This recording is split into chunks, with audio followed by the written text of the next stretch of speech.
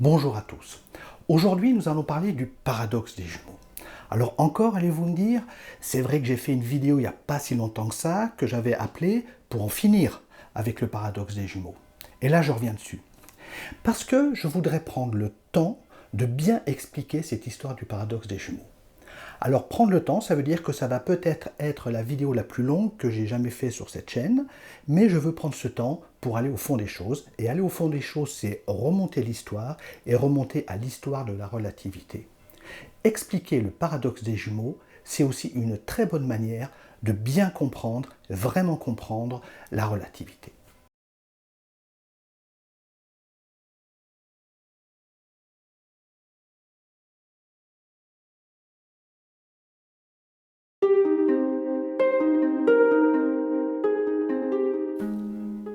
Le paradoxe des jumeaux est né en 1911 à Bologne, en Italie, à l'occasion du 4e congrès de philosophie. À ce congrès-là étaient invités un certain nombre de scientifiques, dont Paul Langevin, qui était professeur au Collège de France, un spécialiste de la relativité. On est en 1911, il n'y en a pas tant que ça. Alors Paul Langevin, c'est quelqu'un qui connaît très bien la relativité. Certains considèrent même que ça aurait pu être Paul Langevin qui aurait découvert la théorie de la relativité si Einstein ne l'avait pas fait avant lui. Et il a choisi, à l'occasion de ce congrès, de parler des découvertes les plus récentes en matière d'espace et de temps. Et il a cité un obscur scientifique allemand qui s'appelait Albert Einstein, et il a cité un papier qui avait été publié 6 ans plus tôt, en 1905, et qui parlait de relativité du temps.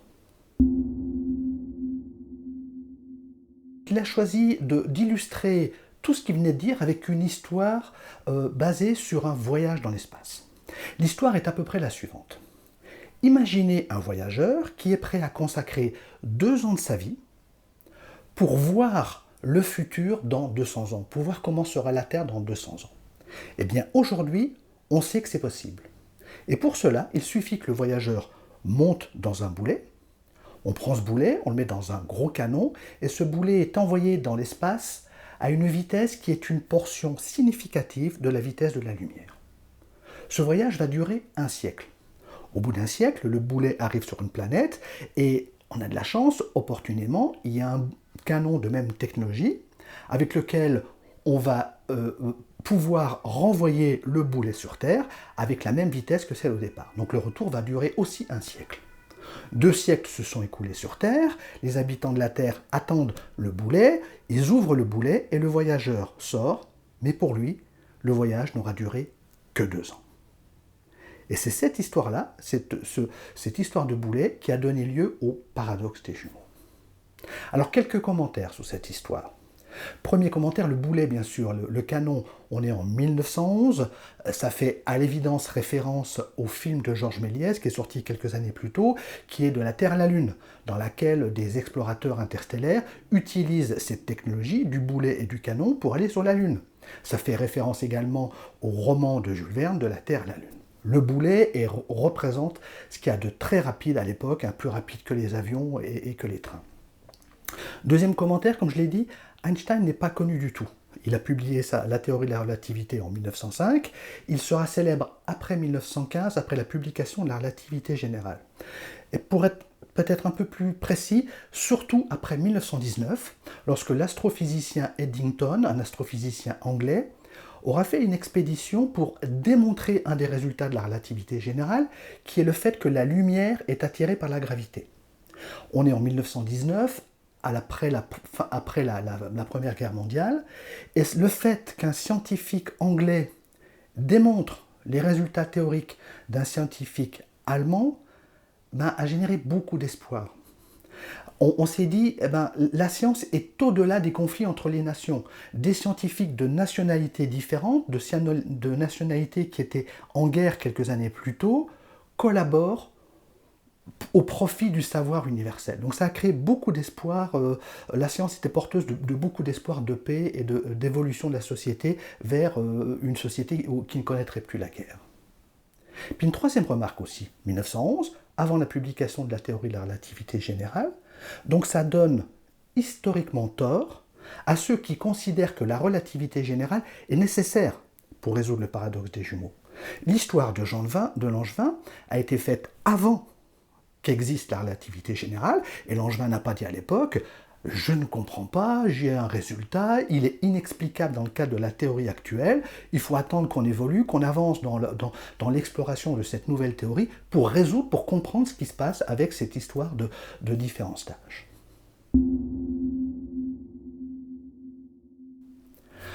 Ce résultat de la relativité du temps a beaucoup surpris les contemporains de Langevin et d'Einstein, bien évidemment. Encore aujourd'hui, il y a beaucoup de gens qui doutent de la relativité, ils ne la comprennent pas, et c'est normal. C'est abstrait, c'est complexe, c'est contre-intuitif. Et les gens qui ont refusé cette théorie, ou que ça gênait tellement qu'ils ont cherché à voir si vraiment si c'était vrai, ont bien sûr réfléchi sur l'histoire du boulet de Langevin. Ils ont réfléchi sur cette histoire-là, puis ils se sont dit à un moment donné, mais il y a quelque chose qui ne va pas. Ça ne marche pas. Et le principe qu'ils ont utilisé pour objecter la théorie de la relativité, c'est un principe de relativité. Les gens qui n'acceptaient pas la relativité du temps ont utilisé un argument de relativité, mais une relativité plus ancienne, la relativité du mouvement que l'on doit à Galilée, on va voir ce que c'est. Ils ont utilisé un argument de relativité du mouvement pour expliquer à Einstein que sa théorie ne marchait pas. Et quel est cet argument de relativité du mouvement? Ça consiste à dire, certes, le boulet s'éloigne à grande vitesse de la Terre, mais M. Einstein, selon le principe de relativité de Galilée qui remonte au XVIIe siècle, pour le boulet, le mouvement est celui de la Terre. C'est la Terre qui s'éloigne à grande vitesse du boulet. Donc si on applique vos calculs, ce qui conduit à conclure que le voyageur est plus jeune, le voyageur peut faire les mêmes calculs, et il va conclure que la Terre est plus jeune, on arrive à un résultat absurde, on arrive à un résultat paradoxal, la Terre et le voyageur sont simultanément plus jeunes l'un que l'autre. Et pour souligner la symétrie de situation, on a donné un jumeau au voyageur, ce qui a donné le nom du paradoxe des jumeaux. On part d'une situation parfaitement symétrique, un jumeau qui va monter dans son boulet, un jumeau qui reste sur Terre, et à la fin du voyage, les deux jumeaux sont chacun plus jeunes que l'autre, selon la théorie d'Einstein, en tout cas, selon ceux qui n'ont pas bien compris ce que signifie la théorie de la relativité d'Einstein. C'est donc, il faut retenir, c'est donc une objection de relativité qui est utilisée pour bâtir le paradoxe des jumeaux à partir du boulet de Langevin. Alors quel est le statut aujourd'hui de ce paradoxe? Est-ce qu'il est résolu ou est-ce que c'est toujours un paradoxe ouvert en attente de résolution? Alors si on regarde Wikipédia, on est début 2024, la situation n'est pas très claire. Pour la plupart des commentateurs, le jumeau voyageur B a effectivement moins vieilli que son frère sédentaire A. Pour les autres, les jumeaux ont conservé le même âge ou le problème est sans signification. On peut classer les prises de position en 3 catégories. 1. Les acceptants pour qui la relativité restreinte permet de conclure que pour finir B est plus jeune que A. 2. Les opposants pour qui la relativité restreinte permet de conclure qu'A et B se retrouvent au même âge. Enfin, les généralisateurs pour qui le paradoxe ne peut se résoudre qu'à la lumière de la relativité générale. Alors comme on le voit, il y a une porte qui est légèrement entrouverte. Il y a une minorité de commentateurs qui a peut-être raison. Peut-être qu'un jour on va s'apercevoir, oh la vache, c'est eux qui ont raison, en fait la relativité restreinte est paradoxale, elle s'écroule, toutes ces théories s'écroulent, et elle emporte avec elle d'ailleurs la théorie de la relativité générale. Alors non, soyons très clairs, le paradoxe n'en est plus un, le paradoxe est résolu. Alors petit commentaire, un paradoxe résolu, on pourrait considérer que c'est un faux paradoxe. Mais cette histoire a occupé suffisamment de brillants esprits pour lui faire l'honneur, le crédit d'être un paradoxe. Donc oui, ce paradoxe est résolu, et on va voir aujourd'hui comment. J'ai même une date sur la résolution, je vous propose une date, 1922. Alors pourquoi 1922? On est bien après la publication de la relativité générale, et maintenant Einstein est très célèbre. Et il fait le tour de tous les pays pour expliquer et discuter avec les scientifiques de l'époque des conséquences de cette théorie. Et en 1922, Paul Langevin, encore lui, l'invite à venir en France, où il rencontre des scientifiques français et ils discutent de relativité générale. Et parmi ces scientifiques, il y en a un qui s'appelle Paul Painlevé. Et Paul Painlevé, il n'accepte pas cette relativité du temps. Et il reprend complètement l'histoire du paradoxe des jumeaux et il en discute avec Einstein. Alors il utilise non pas un boulet, il utilise un train. Donc il met un jumeau dans un train qui fait un aller-retour vers une gare lointaine à grande vitesse et il arrive à la conclusion qu'on connaît très très bien, mais monsieur Einstein, pour le train qui s'éloigne, c'est la gare qui s'éloigne, etc., etc. Il n'est pas possible que entre le jumeau qui est resté en gare et le jumeau qui a pris le train, ils soient tous les deux plus jeunes l'un que l'autre à l'arrivée, votre histoire ne tient pas la route. Einstein et lui et quelques autres se sont enfermés dans une pièce, ils ont discuté. Malheureusement, on n'a pas le compte-rendu de ce qui s'est dit. On sait une chose, en sortant, Einstein a dit « il n'y a pas de paradoxe. Le jumeau qui fait l'aller-retour dans le train, il passe par deux référentiels inertiels, le référentiel inertiel qui s'éloigne et le référentiel qui se rapproche, deux référentiels inertiels, alors que le jumeau resté en gare reste tout le long de l'histoire immobile dans un seul référentiel inertiel. La situation n'est pas symétrique, il n'est pas anormal, il n'est pas incohérent, il n'est pas paradoxal que le résultat soit asymétrique. Fin de l'histoire. Et après cette date, à ma connaissance, les scientifiques ne se sont pas vraiment intéressés à cette histoire de jumeaux. Ils ont travaillé sur la relativité générale, ils ont travaillé bien évidemment sur la mécanique quantique, mais considérons aujourd'hui qu'il n'y a pas de paradoxe, il n'y a aucun risque d'incohérence dans la théorie de la relativité restreinte. D'ailleurs, elle est suffisamment simple pour être certain de ce résultat. Donc rassurons-nous, pas de paradoxe. On va revenir sur cette explication d'Einstein qui fait appel à ce qu'on appelle des référentiels inertiels. Et pour cela, il faut faire un peu d'histoire, remonter encore un peu le temps, jusqu'à Galilée au XVIIe siècle, qui est considéré comme celui qui a énoncé pour la première fois le principe de relativité. Quand on parle du paradoxe des jumeaux, quand on parle de relativité du mouvement, on fait ce qu'on appelle de la cinématique. La cinématique, c'est l'étude des trajectoires des mouvements dans l'espace-temps. Alors le terme espace-temps est un peu anachronique pour Galilée, c'est un terme relativement moderne et qui a été introduit notamment par Einstein. Du temps de Galilée et de Newton, comme on le verra après, on a l'espace, on a le temps. Ce sont deux concepts un peu différents, mais on peut se permettre aujourd'hui de parler d'espace-temps. Donc la cinématique, qui est un terme qui vient de cinéma, le mouvement en grec, ça donnait cinématographe, la graphie, la capture du mouvement. La cinématique, c'est les mathématiques du mouvement. On étudie la variation de position avec le temps dans l'espace. Les positions changent dans l'espace avec le temps, c'est un mouvement, ça relève de la cinématique. Quand on parle d'espace, on parle de position. Et les positions, ce sont des notions qui sont relatives. Intuitivement, on sait que toute position doit être définie par une autre. Si je vous dis que j'habite à 20 km de Paris, de manière très naturelle, j'utilise un point connu des deux interlocuteurs, Paris, vous savez où se trouve Paris, vous ne savez peut-être pas où j'habite, mais si je vous dis j'habite à 20 km à l'ouest, vous prenez une distance de 20 km et vous voyez à peu près où j'habite. On définit les positions relativement à une autre. Et c'est ce qu'on fait en maths. En maths, on choisit un point qu'on considère comme étant l'origine de tout, et tous les autres points de l'espace se définissent relativement à celui-là. C'est quelque chose qui est assez intuitif, donc je dirais que la notion de relativité, certes, on l'attribue à Galilée, mais intuitivement, on sait que les positions sont relatives. On est incapable de définir là où se trouve une chose sans la définir par rapport à autre chose. Et ça se traduit en mathématiques, comme je le disais, par une notion de repère. Un repère, c'est un point, ce sont des directions, et on utilise les distances pour repérer dans l'espace, pour se repérer dans l'espace par rapport à cette origine.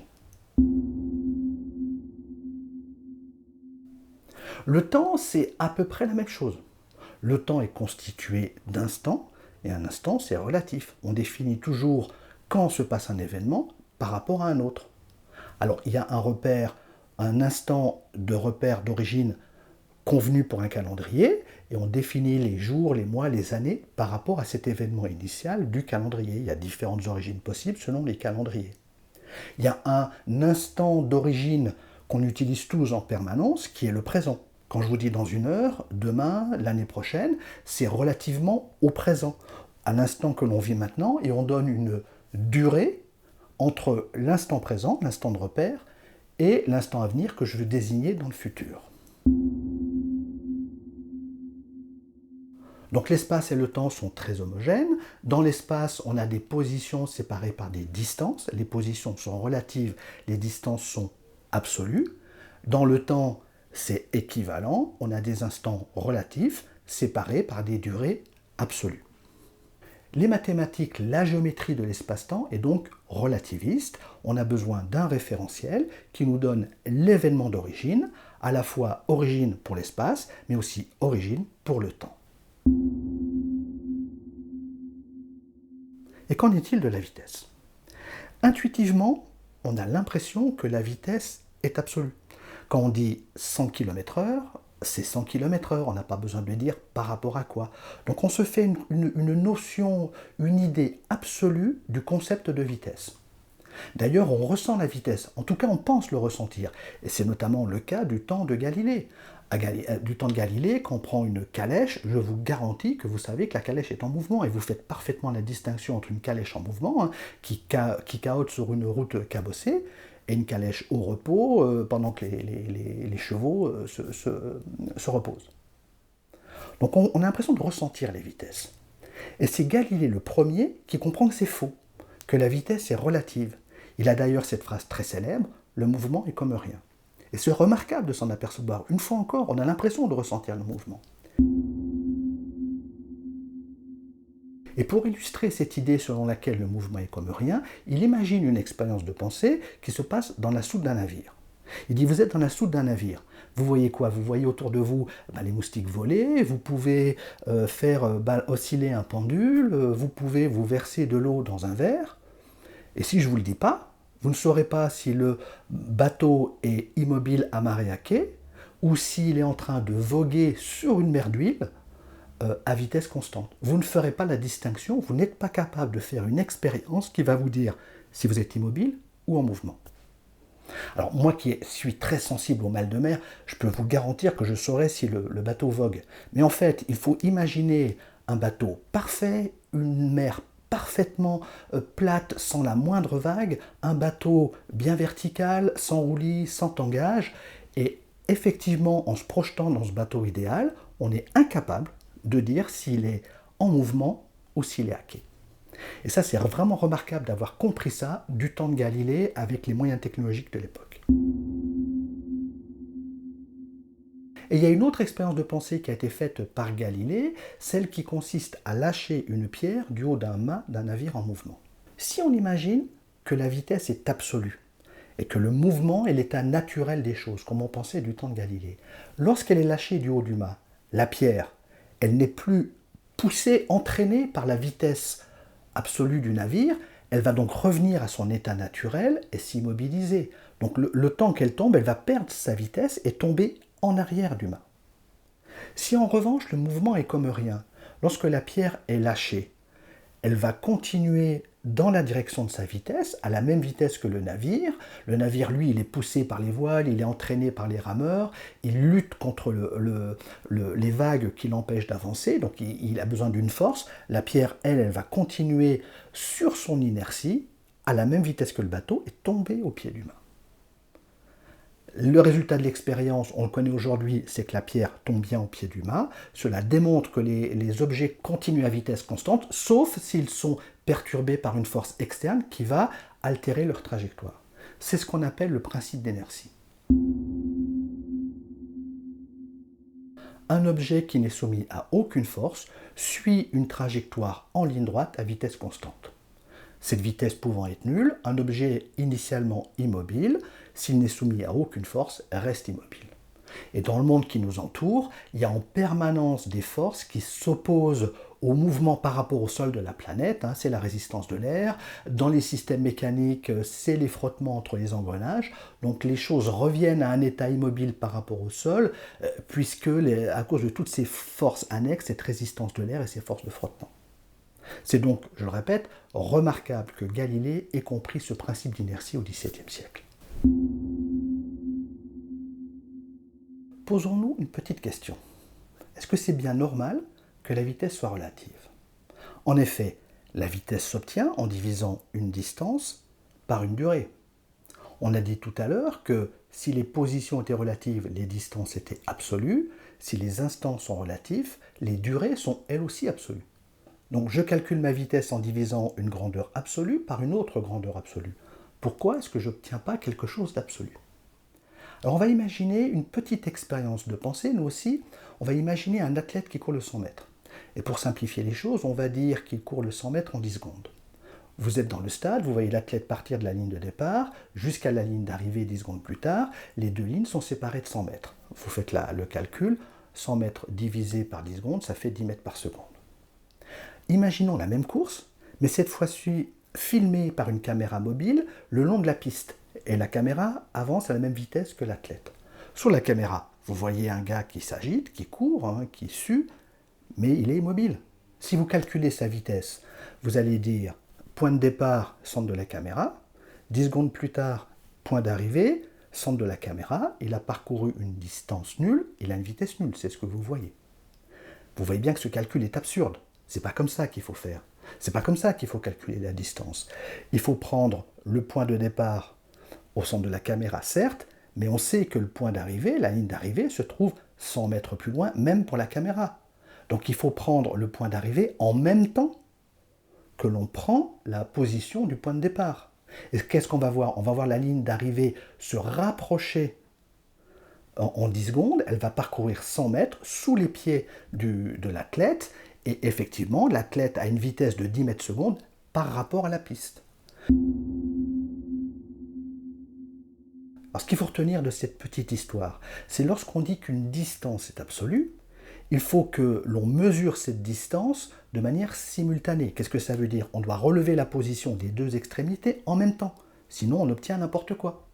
C'est un peu comme si vous vouliez mesurer la longueur d'une voiture qui est garée dans la rue.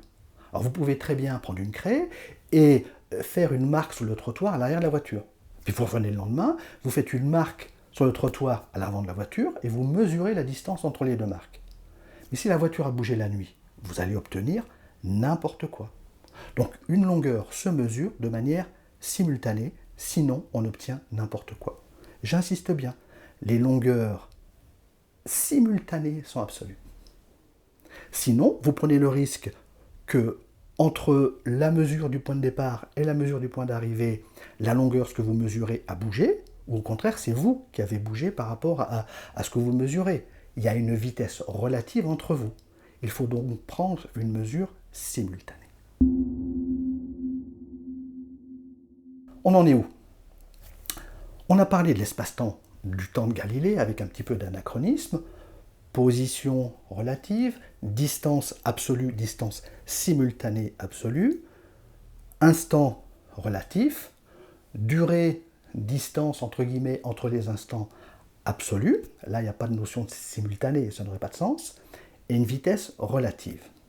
Mathématiquement, on utilise des référentiels avec un événement qui est l'origine de l'espace et l'origine des instants, du temps. Et ce point est aussi la référence de l'immobilité. On donne la vitesse des objets, des corps qui nous entourent, par rapport à ce point qu'on a choisi comme étant le point immobile. C'est un point arbitraire, on est peut-être en mouvement par rapport à d'autres choses, mais c'est notre point de référence de l'immobilité.